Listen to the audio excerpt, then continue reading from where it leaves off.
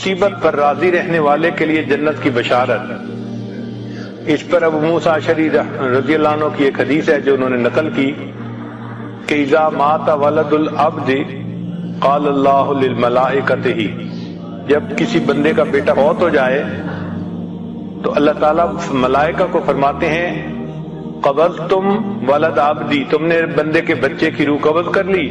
فیقولون نعم، ملائکہ کہتے ہیں جی ہاں۔ فیقول، اللہ فرماتے ہیں قبضتم ثمرۃ فؤادہ، تم نے اس کے دل کے پھل کو توڑ لیا؟ فیقولون نعم، وہ کہتے ہیں ہاں۔ فیقول، اللہ فرماتے ہیں ماذا قال عبدی، بندے نے کیا کہا؟ فیقولون، فرشتے کہتے ہیں حمدک، کہ اس بندے نے آپ کی حمد بیان کی، واسترجع، اور اس نے انا للہ پڑھی۔ فیقول اللہ، اللہ تعالیٰ فرماتے ہیں ابنوا لعبدی بیتا فی الجنۃ وسموہ بیت الحمد، اس بندے کے لیے جنت میں محل تیار کر دو اور اس محل کا نام بیت الحمد رکھ دو۔ سبحان اللہ، اللہ کی رضا پہ راضی رہنے کی کیا نعمت ہے، اللہ جنت میں محل تعمیر کروا دیتے ہیں۔ پھر ایسے بندے کو اللہ تعالیٰ برکتیں عطا فرماتے ہیں اور غنی کر دیتے ہیں۔ فمن رضی بما قسم اللہ لہ، جو راضی ہو گیا جو اللہ نے اس کے لیے رزق کو تقسیم کیا، یعنی تقدیر میں لکھا، بارک اللہ لہ فیہ ووسعہ، اللہ تعالیٰ اس کے لیے برکت ڈال دیتے ہیں اور اس کو فراخی عطا فرما دیتے ہیں۔ پھر جو بندہ اللہ سے راضی ہوتا ہے، اسرع الناس مرن علی الصراط، پل صراط سے جو لوگ گزریں گے ان میں سب سے زیادہ تیز رفتاری کے ساتھ وہ بندہ گزرے گا جو اللہ کی رضا پہ راضی رہے گا۔ پھر جلساء الرحمن یوم القیامہ، کہ جو بندے اللہ سے راضی ہوں گے وہ قیامت کے دن اللہ تعالیٰ کے ہم جلیس ہوں گے، مجلس میں بیٹھنے کی ان کو سعادت نصیب ہوگی اور اللہ کی ان کو رضا حاصل ہوگی اور ان کو افضل درجات حاصل ہوں گے جنت میں۔ پھر ان کو اجر عظیم حاصل ہوگا، جو اللہ سے راضی ہوتے ہیں ان کو اللہ تعالیٰ اجر عظیم عطا فرماتے ہیں۔ اور ایک حدیث مبارکہ ہے، وہب بن منبہ رحمۃ اللہ علیہ نقل کرتے ہیں کہ داؤد علیہ السلام کو اللہ نے وحی نازل فرمائی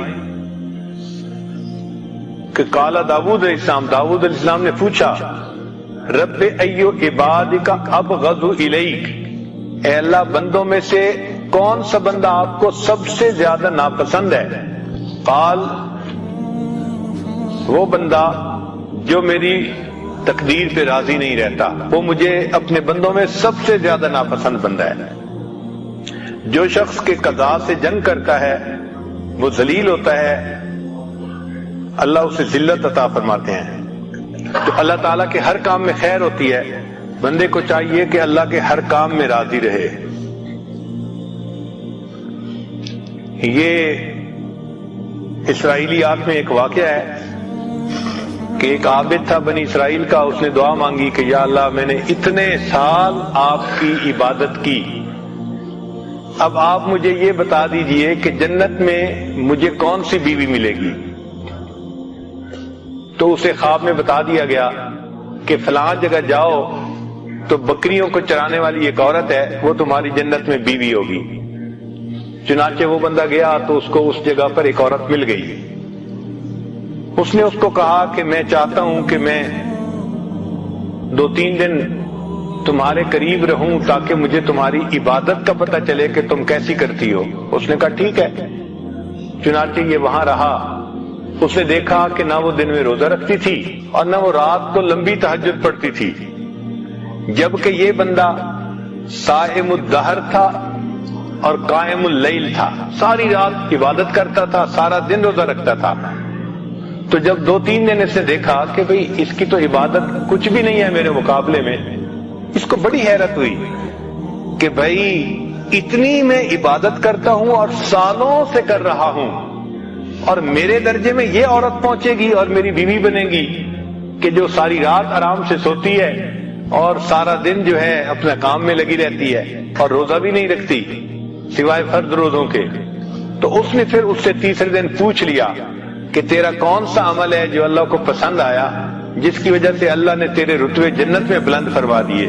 اس عورت نے کہا کہ میں زیادہ عبادت نہیں کرتی، ایک عام زندگی گزارتی ہوں، بس اتنی بات ہے کہ میں اپنے اللہ سے اس سے راضی ہوں، اس نے جو میری تقدیر بنا دی میں اپنے رب سے راضی ہوں۔ تو اس نے کہا کہ ہاں تیرا یہ عمل ہے جس کی وجہ سے اللہ نے جنت میں تیرے درجوں کو بلند کر دیا۔ تو عبادت کیے بغیر جنت میں درجے بلند ہوں گے اس عمل پر کہ انسان اللہ سے راضی ہے۔ تو آج کی مجلس میں ہم نے یہ سبق سیکھا کہ ہم اپنی تقدیر پہ راضی ہوں، اور یہ صرف زبان کے الفاظ نہ ہوں، یہ دل کی کیفیت ہو، دل میں خوشی ہو کہ اللہ ہمارے رب ہیں، نبی اسلام ہمارے پیغمبر اسلام ہے، اور دین اسلام ہمارا دین ہے، اور اللہ نے ہمیں جس حال میں رکھا ہوا ہے یہ بہترین حال ہے۔ جو لکھ دیا ہم اپنے مالک پہ راضی ہیں، ہم اپنے محبوب پہ راضی ہیں۔ جیسے امام ربانی مجدد صاحب نے فرمایا کہ جب محبوب سے محبت ہوتی ہے تو جو کام محبوب کرے اس سے بھی محبت ہوتی ہے۔ تو اللہ نے ہماری تقدیر بنائی، ہم اس پہ بھی خوش ہیں کہ اللہ نے ہماری تقدیر جیسے بنائی۔ اللہ تعالی ہمیں مقام رضا عطا فرمائے۔ وآخر دعوانا ان الحمد للہ رب العالمین۔